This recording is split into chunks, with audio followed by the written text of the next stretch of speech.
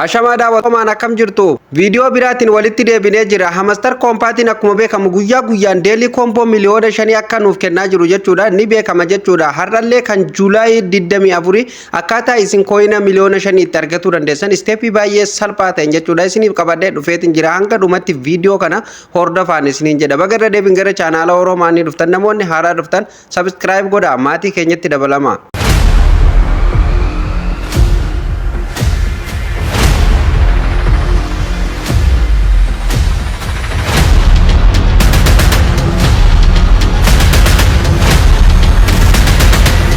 Egaan daawwattoota keenya kabajamoo akkuma reemmata duree irraa isiniif tuquuf yaale deelii koomboo miliyoona 5 Juulaay guyyaa 24 akkaataa isinitti argachuu dandeessan Hamastar koompaatii irratti jechuudha isiniin argisiisa bifa salphaa ta'een jechuudha. Kanaaf kan kana fakkaatan wantoota Hamastar koompaatiin guyyaa guyyaan gadhiisaa jirullee tokko tokko kan isinitti himu ta'a. Viidiyoo kan hanga dhumatti jechuudha like share gochuun namoonni haaraa taatallee subscribe godhuun nafaana bu'aan isiniin jedha jechuudha. Daawwattoota kiyya akkuma beekamu amma Hamastar koompaatii keessan jira jechuudha. Isinillee haaluma kanaan gara telegiraama keessan dhuftanii Hamastar koompaatii keessa seentu jechuudha. Sana booda Hamastar koompaatiin haala kanaan jechuudha fuula kana qabatee isiniif dhufaa jechuudha.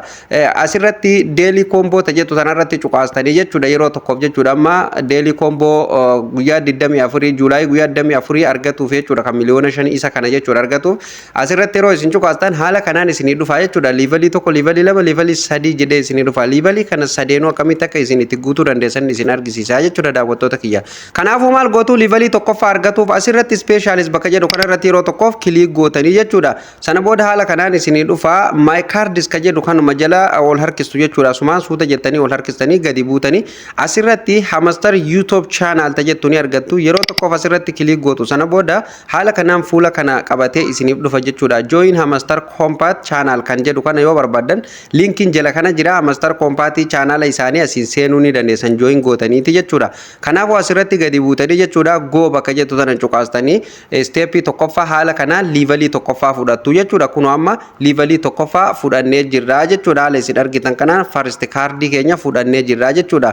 Kanaafuu ammallee gara liivalii lammaffaatti darbina jechuudha. Daawwattoota kiyya kabajamoo liivalii lammaffallee akkaataa isinitti argachuu dandeessan steepii baay'ee salphaa ta'een asumarra jira jechuudha. Kunilleen asuma keessa jira isiniin argisiisaa jechuudha. Osoo as keessaa hin bahin jechuudha. Speeshaalis ka jedhuma kanarratti deebitu jechuudha. Isuma kanarratti cuqaastanii sana booda haala kanaan isinii dhufa new cardis bakka jedhu kanarratti yeroo tokkoof kilik gootu jechuudha.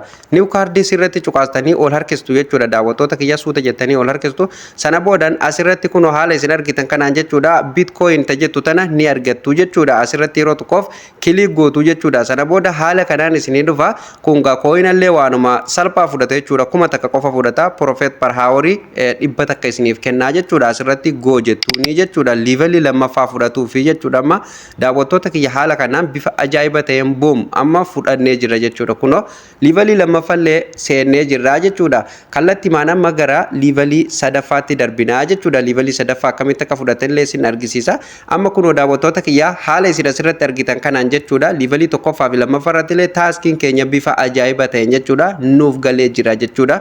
Amma isa dhumarra geenye jira jechuudha. Liivalii sadaffaa akkamitti akka fudhatuu dandeessanillee isinin argisiisa jechuudha daawwattoota kiyya. Kanaafuu maal gootanii liivalii sadaffaa fudhatuuf daawwattoota kiyya maal gootanii asirratti as deebitanii jechuudha. PRND team tajettu tanarratti yeroo tokkoof kilik gootu jechuudha. Kan isa dhumaate amma sana boodaan ol harkistanii jechuudha. Dhuma irratti gadi buutanii jechuudha. Ol harkistanii dhuma irratti gadi buutanii maal argattu jechuudha. Daawwattoota kiyya asirratti mini game tajettu tana ni argattu jechuudha. Amma qulfii jira argitanii amma asirratti qulfii jira. Qulfii kana akkaataa itti banattan kun hojjaluma kanatti nuuf kaa'ee jira jechuudha. Daawwattoota kiyya game fight tokens ka jedhu kana yeroo 17 liival godhiinaan jedha jechuudha. Kanaafuu isa kana argatuuf eessa dhattan jechuudha. Marketis ka jedhu kana keessa dhaxuu jechuudha. Isa kana hiikuuf jechuudha. Sana booda market irratti yeroo isin cuqaastan kunoo as jira jechuudha. Asirratti game fight tokens ka jedhu kana ni argattu. Yeroo tokkoof irratti ni cuqaastu jechuudha. Isa kana fakkeenyaaf amma haala isin argitan kana yeroo 12 liival godheetiin jira.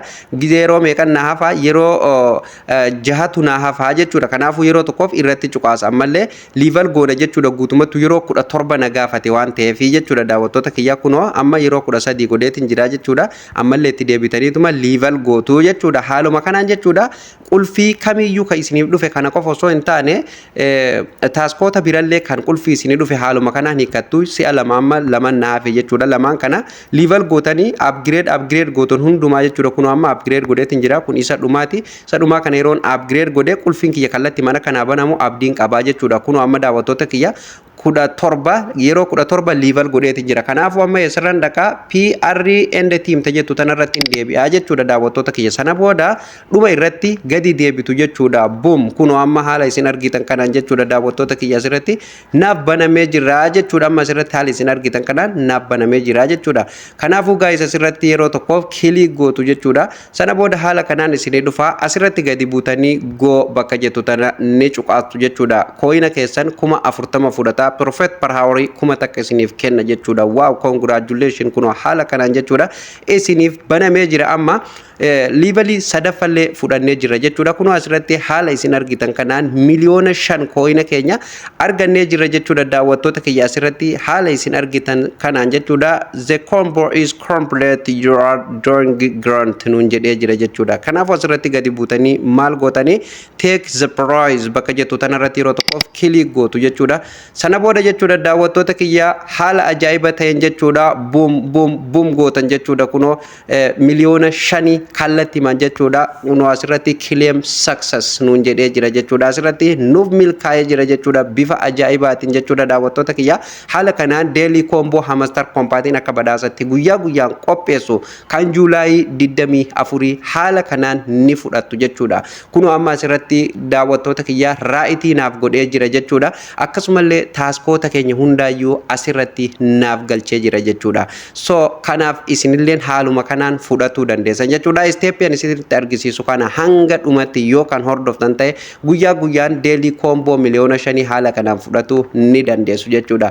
Daily combo kana fudhatuun gaa seera hamster kompaatii keessaa isa tokko jechuudha. Guyyaa tokkollee dabarsuun isinirra hin eegamu jechuudha. Maaliif gaafa liistii ta'ee eebbifame isin gargaara. Akkasumallee kooyina keessan guddifatuu fi Prophet per hour keessan ol kaafatuuf baay'ee kan isin gargaaru keessaa daily combo miliyoona 5 kana jechuudha. Maaliif jettanii yoo na gaafattan fakkeenyaaf kooyina asirraa fudhanne kanaan Prophet per hour keenya bitachuu dandeenyas jechuudha. Kanaafuu kooyina nu asirratti walitti qabannu kana immoo Prophet per hour keenyatu faayidaa nuuf qaba kan jedhullee viidiyoo qabadheetiin isiniif dhufa jechuudha daawwattoota kiyya viidiyoo itti aanu keessatti maaltu nu fayyada hamster kompaatii keessatti booda yeroo inni gara eebbifamutti deeme maaltu tabaanarra nu godhaaf akkasumallee maaltu sirriitti nu fayyada kan jedhu viidiyoo qabadheetiin isiniif dhufa jechuudha daawwattoota kiyya kabajamoo. Akkasumallee asirratti as dhuftanii specialist bakka jedhu kanarratti dhuftanii jechuudha. New card bakka jedhu kanarratti dhuftanii guyyaa guyyaan kaardoolee haaraa asirratti gadi dhiifaman Prophet per hour ol ka'aa fi akkasumallee kooyina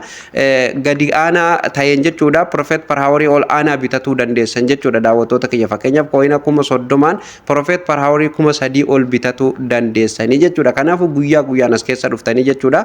New kaardii haaraa isaan gadhiisan as keessan bitachuu hin dagatinaan isiniin jedha. Fakkeenyaaf kaardii kana yoo bitachuu baattanii saa 24 yookaan saa 48 kan dabarsitan ta'e ni expiredaa bitachullee hin dandeessan jechuudha. Fakkeenyaaf kanin amma hin bitatin yoo as keessa gaddeeme isinitti argisiise kan expirede yoo kanin expireden illeen kooyina ol aanaa na gaafata jechuudha. Kooyina ol aanaa jennaan bakka ol fagoo na gaafata. Kanaafuu mi amma isa kana hamma amma dura bitadheetiin irra darbee amma osoo irra deebiin bita jedhee argitanii waan inni na gaafatu jechuudha. Kooyina miliyoona takka guutuu na gaafata jechuudha daawwattoota kiyya. Kanaafuu jechuudha guyyaa yoo haaraa yeroo inni gadhiifamu bitattan kooyinuma salphaan Prophet per hour keessan guddifachuu dandeessu jechuudha. Egaan daawwattoota kabajamtoota Oromaan barnoonni irra isiniif qabadhee dhufeleen asumarratti kan xumuramu ta'a jechuudha. Barnoonni keenya yoo ifa isiniif ta'uu baate komentii jalatti na beeksisuu hin dagatinaan isiniin jedha. Namoonni chaanaala keenya haaraa taatan please subscribe godhaati. Maatii chaanaala keenyatti dabalamaa chaanaala keenya subscribe godhuun isinuma fayyada. Akkasumallee guyyaa guyyaan barnoonni nu asirratti gadhiifnu ofii isaatiin akka isin dhaqqabuuf mallattoo notification irra kaawwatanii nu hordofuu hin dagatina. Viidiyoon keenya yoo isin gammachiise please like tuquu hin dagatina. Bakka isiniif hin galin komentii jalatti naaf barreessaa isiniin jedha.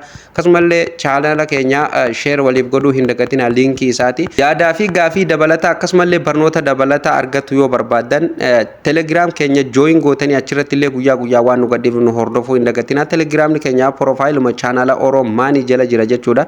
Yoo asirraan isin seensisuu baate telegiraamuma keessan keessa seenatii bakka sarchii irratti Oromaan jaa barreessaa san booda ni argatu. Profaayiluma chaanaala keenyaa kanatu irra jira. Akkasumallee maqaan kama chaanaala kanaatiin jira jechuudha daawwattoota kiyya. Barnoonni har'aaf qabadhe asumarratti kan goolabamu ta'a. Barnoota itti aanuun hamma walitti deebinutti horaa bulaa liibana.